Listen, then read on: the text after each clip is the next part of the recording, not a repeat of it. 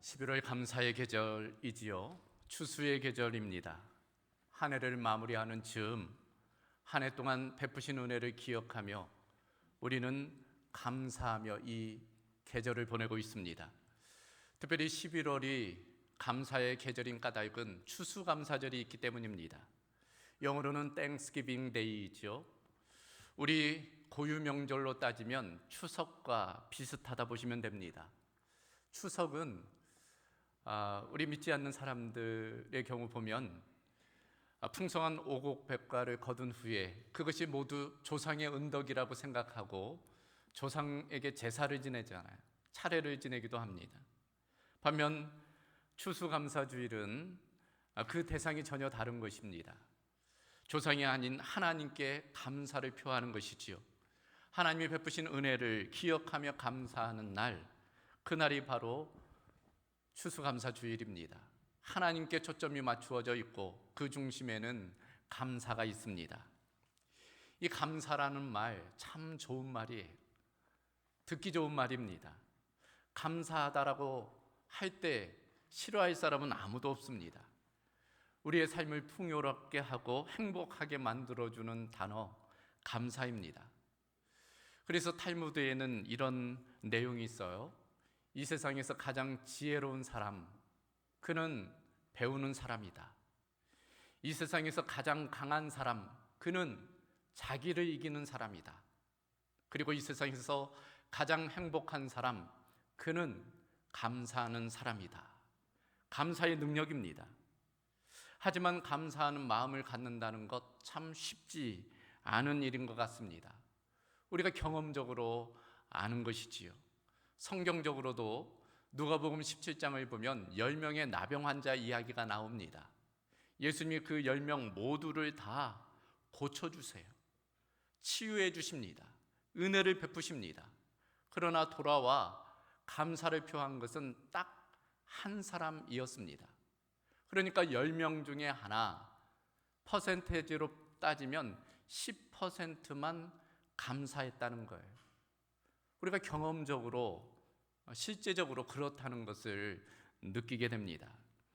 이와 같은 감사가 우리 그리스도인에게 중요한 이유가 있지요. 그것은 단지 이 감사가 삶의 태도의 문제, 자세의 문제가 아니라 믿음과 깊이 연관되어 있기 때문입니다. 영성적인 요소가 되기 때문이에요. 실제로 영성적 요소에는 다양한 것들이 있습니다. 그중 빼놓을 수 없는 것이 감사입니다. 감사는 우리를 하나님과 연결시키는 영적인 요소이기 때문이에요. 하나님 앞에 선 전형적인 인간은 감사하는 인간입니다. 문제는 감사와 불평이 늘 함께 섞여 있다는 거예요. 감사 쪽으로 눈을 돌리면 감사가 보이지만 불평 쪽으로 눈을 돌리면 불평이 보입니다. 앞에서 보면 감사이고 뒤에서 보면 불평이에요. 그래서 감사와 불평은 손바닥의 양면과 같다, 그런 이야기도 합니다. 분명한 것은 감사는 하나님의 선물이고 불평은 사탄의 선물이라는 데 있습니다. 그래서 감사와 불평은 늘 결과가 전혀 달라요. 감사가 많으면 영이 살아나지요. 삶이 풍성해집니다. 반면 불평이 많으면 영이 죽어요. 삶이 고단해지는 것입니다. 그러므로 불평이 생기면 자기 자신을 돌이켜 봐야 돼요. 믿음의 적신호이기 때문입니다. 자, 오늘은 시편 126편을 우리가 함께 읽었습니다. 이 126편 표제를 보면 성전으로 올라가는 노래라고 되어져 있습니다. 슈레이 하말롯이라고 불리우는데 시편 120편에서 134편 15편의 시편이 성전에 올라가는 노래로 함께 묶여 있습니다. 히브리 순례자들이 예루살렘 성전에 올라가면서 불렀던 노래, 찬양, 시편이라 할 수 있습니다. 그래서 이 시편은 별명이 있어요. 순례자의 노래, 여행자의 노래입니다. 그 중에서도 오늘 시편 126편은 포로 귀환을 배경으로 하고 있어요. 우리가 다 알다시피 이스라엘 백성들이 바벨론에 포로로 끌려가게 되잖아요. 그런데 하나님의 은혜로 70년 만에 돌아오게 됩니다. 그때의 기억, 그때 감사를 이 시편 126편에 담아놓고 있는 것입니다. 그때 이후로부터 많은 순례자들은 예루살렘으로 올 때마다 이 시편을 낭독했어요. 이 시편을 암송했습니다. 그래서 순례자의 노래라고도 부르는 것입니다. 자, 오늘은 시편 126편 말씀을 통해서 우리가 왜 어떻게 하나님께 감사해야 되는지를 몇 가지로 함께 살펴보려고 합니다. 그 첫 번째는 어제의 은혜를 기억하며 감사해야 됩니다. 여러분, 감사에도 시제가 있다는 말 들어보셨습니까? 감사에도 시제가 있어요. 감사는 현재만 아니라 어제와 내일과 연결이 되어져 있어요. 과거와 미래와 연결이 되어져 있습니다. 오늘 본문만 해도 구조상 보면 3절은 현재예요. 그리고 1절과 2절은 과거, 4절로부터 6절은 미래를 담고 있습니다. 즉 과거의 기억과 미래의 기대 가운데 현재 감사하고 있는 그와 같은 모습입니다. 그러므로 우리가 먼저 감사해야 할 것은 하나님이 이미 베푸신 은혜에 관한 것입니다. 우리는 그 은혜에 대해서 기억하고 감사해야 됩니다. 그래요, 누구나 과거를 가지고 있어요. 그리고 그 과거는 크고 작은 많은 일들이 있었습니다. 그 중에 어떤 일을 기억하느냐가 참 중요합니다. 즐거웠던 일보다 슬펐던 일을 기억하는 사람, 행복했던 순간보다 불행했던 순간을 기억하는 사람, 고마웠던 사건보다 원망스러운 사건을 기억하는 사람은 결코 감사할 수 없어요. 그런 기억들은 불평을 가져오는 것입니다. 오히려 기쁘고 즐겁고 행복했던 그 기억들을 소환할 때 우리는 감사할 수 있습니다. 그 중심에는 하나님의 베푸신 은혜에 대한 기억이 있어요. 그래서 감사는, 과거의 기억에 대한 감사는 믿음과 연결이 되어져 있습니다. 실제로 추수감사절의 성경적인 기원은 수장절이지요. 이 수장절이라는 것은 추수 후에 곡식이나 과일을 이제 창고에 들인 그것을 기념하는 날입니다. 하나님께서 은혜 주셨으므로 그 날에 하나님께 감사를 표했던 거예요. 그런데 이 수장절과 같은 절기가 초막절 혹은 장막절입니다. 그 배경은 출애굽과 관련되어져 있어요. 우리가 알다시피 이스라엘 백성들 애굽에 430년 동안 노예 생활을 했습니다. 그런데 하나님의 은혜로 구원을 얻은 거예요. 해방을 경험하게 된 것입니다. 그리고 출애굽을 하고 광야 40년을 보내게 돼요. 녹록지 않은 시간이었습니다. 그리고 나서 결국에는 약속의 땅 가나안 땅에 들어가게 돼요. 그 과정에서 하나님께서는 구원해 주시고 인도해 주시고 공급해 주시고 보호해 주셨어요. 이스라엘 백성들은 그 받은 바 은혜를 잊지 않기 위해서 초막절을 지켰습니다. 그래서 지금도 이 초막절 때가 되면 멀쩡한 집 놔두고 그들은 마당으로 나가요. 들판으로 나갑니다. 그래서 나무를 꺾어 얼기설기 집을 만들지요. 그러지 못하는 상황이라면 텐트를 쳐요. 그리고 일주일 동안 그곳에서 생활합니다. 지금도 마찬가지. 이스라엘 사람들은 세계 어디에 있든지 이 초막절 때 그와 같이 초막을 짓고 일주일 생활을 합니다. 무엇을 기억하는 거예요? 하나님의 은혜를 기억하는 것입니다. 하나님의 은혜를 잊지 않으려는 그들의 몸부림이라 할 수 있어요. 그런데 이와 같은 하나님의 구원의 은혜는 출애굽만 있었던 것이 아니지요. 한 번만이 아니었습니다. 오늘 본문과 연관되어져 있는데 바로 바벨론에서부터의 구원입니다.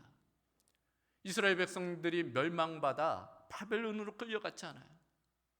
그곳에서 70년 동안 포로 생활을 했습니다. 그런데 하나님께서 약속하신 대로 70년 만에 그들이 다시금 돌아오게 은혜를 주셨어요. 기쁨을 주셨습니다. 그래서 그것을 가리켜 소위 제2의 출애굽이라고 부르는 것입니다. 시인은 바로 그때의 감격과 기쁨을 지금 노래하고 있는 거예요. 기뻐하고 있는 것입니다. 감사하고 있는 거예요. 그래서 1절과 2절을 보면 여호와께서 시온의 포로를 돌려보내실 때 우리는 꿈꾸는 것 같았도다. 그때 우리 입에는 웃음이 가득하고 우리 혀에는 찬양이 찼었도다. 그때 문나라 가운데서 말하기를 여호와께서 그들을 위하여 큰 일을 행하셨다 하였도다. 이처럼 시인은 하나님께서 베푸신 그 은혜를 잊지 아니하고 지금 감사하고 있어요. 그 중심에는 기억이 있는 것입니다. 도저히 일어날 것 같지 않던 일이 일어났기 때문에, 불가능한 일이 기적처럼 일어났기 때문에 그때를 기억하며 그 모든 것이 하나님의 은혜인 줄로 알아 하나님께 감사와 찬양을 올려드리고 있습니다. 그런데 여러분, 이것이 이스라엘 백성만의 일이었을까요? 그들 민족만의 경험이었을까요?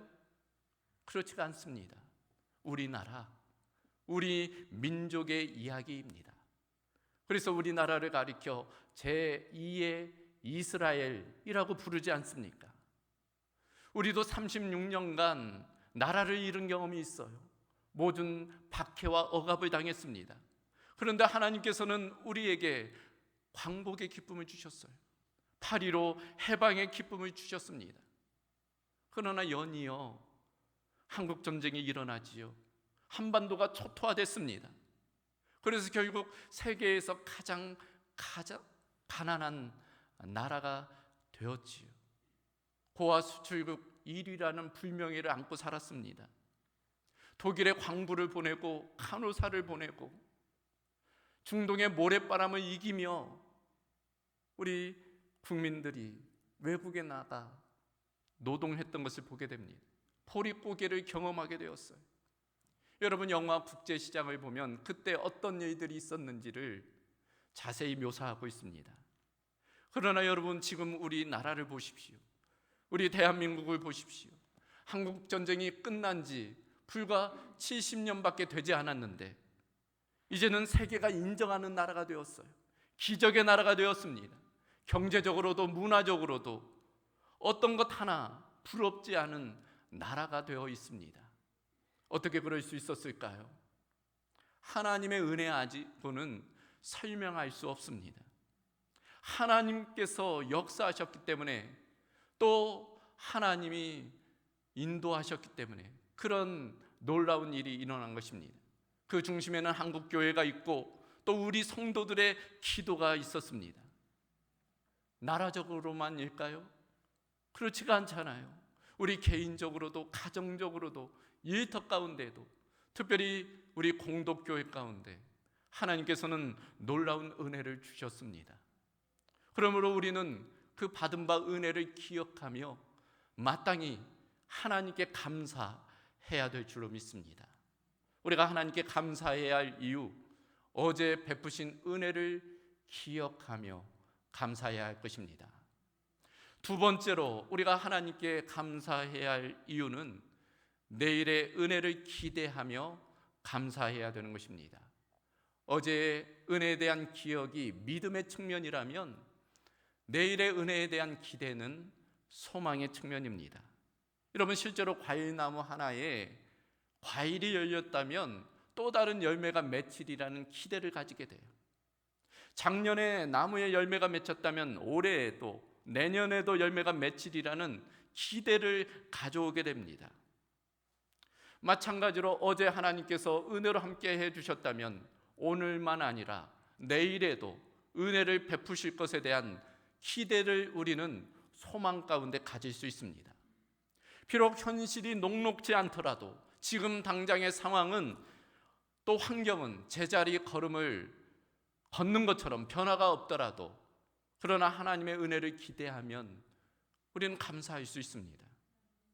심지어 어제와 오늘이 비록 고난이 있다고 할지라도 종국에는 우리를 영광으로 인도하실 하나님을 기대한다면 우리는 감사할 수 있습니다.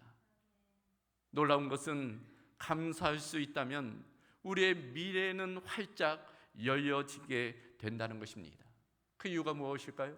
우리가 믿는 주님은, 우리가 믿는 하나님은 어제나 오늘이나 영원토록 동일하신 하나님, 우리를 사랑하시는 전능하신 하나님이기 때문입니다. 그래서 오늘 시편 기자는 4절로부터 6절에 이렇게 고백하고 있어요. 여호와여, 우리의 포로를 남방 시내들 같이 돌려보내소서. 눈물을 흘리며 씨를 뿌리는 자는 기쁨으로 거두리로다. 울며 씨를 뿌리러 나가는 자는 반드시 기쁨으로 그 곡식단을 가지고 돌아오리로다. 미래에 대한 소망입니다. 미래에 대한 기대, 반드시 기쁨으로 그 단을 거두게 하실 하나님에 대한 감사라 할 수 있습니다. 이처럼 감사는 미래적인 속성이 있어요. 장차 하나님이 주실 그 영광과 은총에 대한 기대가 있습니다. 그러므로 미래에 대한 기대가 있다면 감사할 수 있어요. 소망은 바로 그와 같은 미래를 현재로 끌어들이는 능력이 있습니다. 그리고 그 중심에는 감사가 자리 잡고 있습니다. 어느 마을에 어느 부족의 추장이 있었다고 그래요. 나이가 들어서 이제 죽음을 가까이 두고 있었습니다. 임종을 앞두고 이제 후계자를 세우는 것이 중요한데 3인의 사람이 이제 물망에 오르게 된 거예요. 이 추장이 이들에게 과제를 주었습니다. 저 멀리 가보면 한 마을이 나올 텐데, 한 지역이 나올 텐데, 거기에서 너희가 가장 중요하다고 생각하는 것을 한 가지씩 가져와라. 청년들이 떠났어요. 그리고 오랜 시간이 지나 그들이 돌아왔습니다. 첫 번째 청년이 내민 것은 한 동굴에서 발견한 보석이었어요. 또 한 명의 청년이 가져온 것은 아름다운 들판에서 꺾은 꽃이었습니다. 그런데 마지막 청년은 아무것도 가지고 오지 않았어요. 빈손으로 온 것입니다. 추장이 묻습니다. 너는 왜 아무것도 가지고 오지 않았느냐? 추장님, 제가 그곳에서 본 것은 넓은 들판과 아름다운 강물이었습니다. 제가 그것을 가져올 수는 없었습니다.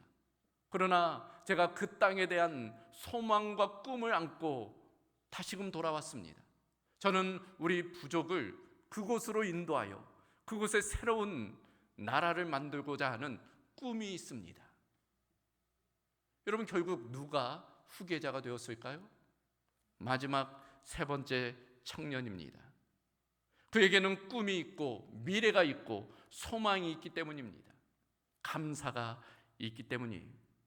그러므로 감사는 미래의 소망을 간직한 사람의 마음에 심어진 하나의 씨앗이라 할 수 있습니다. 그러므로 우리가 내일에 대한 기대, 하나님께서 역사하실 그 은혜에 대한 기대가 있다면 감사할 수 있는 줄로 믿습니다. 우리 모두 가운데 그런 은혜 있기를 주님의 이름으로 소망합니다. 마지막 한 가지 더, 우리가 하나님께 감사할 이유, 그것은 하나님께서 오늘 은혜를 베푸시기 때문이 오늘의 은혜를 경험하며 감사하는 것입니다. 이것은 사랑의 측면입니다. 서도에서 말씀드린 것처럼 오늘 본문의 구조는 3절 현재의 기점으로 1, 2절 과거와 4절로부터 6절 미래의 형식으로 되어져 있습니다. 그러니까 과거와 미래를 연결하는 다리는 현재예요. 어제의 기억과 내일의 기대를 의미 있게 하는 것은 바로 오늘의 경험입니다. 그 은혜에 대한 경험 가운데 감사하고 있어요. 그래서 본문 3절을 보면 여호와께서 우리를 위하여 큰 일을 행하셨으니 우리는 기쁘도다. 지금 기쁘다는 거예요. 현재 기쁘다는 것입니다. 현재 그 은혜를 누리고 있기 때문이에요. 실제로 순례자들은 절기 때마다 그 예루살렘 성전으로 올라오며 이 본문의 시편을 낭독했습니다. 그 과정에서 순례의 여정, 그 녹록지 않은 여정을 이겨낼 수 있었어요. 이 시편을 낭송하며 동행하시는 하나님, 인도하시는 하나님의 은혜를 경험했기 때문입니다. 결국 그들은 무사히 고국에 돌아올 수 있게 된 거예요. 그 은혜를 지금 노래하는 것입니다. 우리도 마찬가지입니다. 여러분, 과거의 은혜만 추억하며 살아서는 안 돼요. 언제까지 과거 받았던 은혜만, 그것만 추억하며 살겠습니까? 반대로 미래의 은혜에 대한 기대만 가지고 살아서도 안 돼요. 뭐 뜬구름 잡듯 미래의 은혜 기대만 가지고 살아서도 안 됩니다. 우리는 어떻게 살아야 될까요? 현재 은혜를 경험하며 그 은혜를 누리며 살아야 돼요. 그리고 그 중심에 매일매일 인도하시는 그 하나님의 은혜를 감사해야 되는 것입니다. 여러분, 빌리그레암 목사님을 잘 아시죠? 그분은 교회를 담임하신 목사님이 아닌 순회 전도자입니다. 그래서 지역을 다니면서 대규모 집회를 진행하셨어요. 늘 그분 곁에는 찬양 사역자들이 있었습니다. 말씀을 전하기 전에 찬양 사역자가 찬양도 하고 간증도 하고 이제 그런 일들이 있었어요. 그런 많은 찬양 사역자 중에 한국 사람이 있었습니다. 그런데 맹인이었어요. 맹인 성악가였습니다. 그런데 그분이 이런 고백을 한 바가 있습니다. 맹인이기 때문에 돕는 분이 필요하잖아요. 헬퍼가 있어요. 근데 그 헬퍼가 자기를 인도할 때 100m에 뭐가 있다, 뭐 200m 앞에 뭐가 있다, 그렇게 안내하지 않는다는 거예요. 당장 바로 앞에 계단이 있으니까 조심하세요. 당장 바로 앞에 웅덩이가 있으니까 조심하세요. 그렇게 알려준다는 거예요.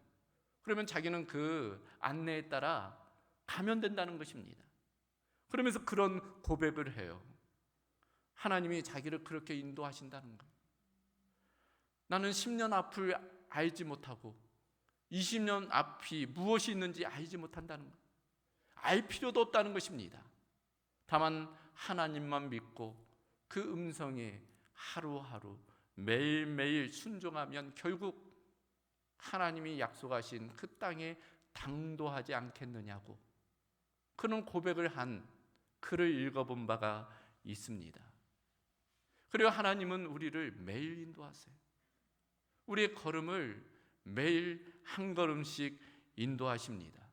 선한 목자 되신 그 주의 음성을 듣고 우리가 매일매일 한 걸음씩 한 걸음씩 뒤따라가면 이스라엘 백성들이 광야 40년을 끝내고 결국 약속의 땅 가나안 땅을 들어갔던 것처럼 결국 우리는 인생의 목적지에 안전하게 도착하게 될 줄로 믿습니다.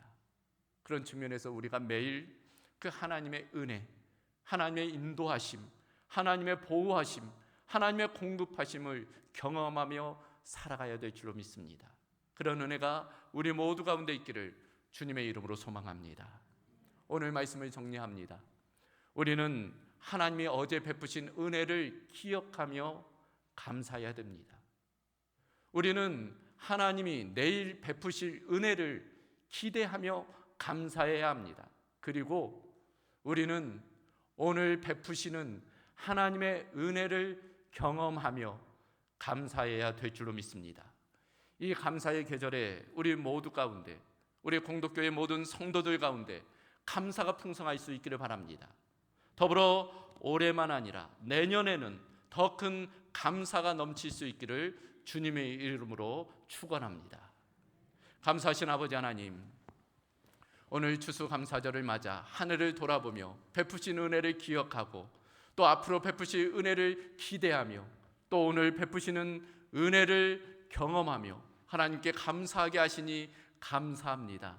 감사의 마중물 가운데 하나님께서 더 큰 감사의 은혜를 덧입혀 주셔서 우리 성도들 가운데 또 마음의 감사, 입술의 감사, 물질의 감사, 삶의 감사가 넘치게 하여 주시옵소서.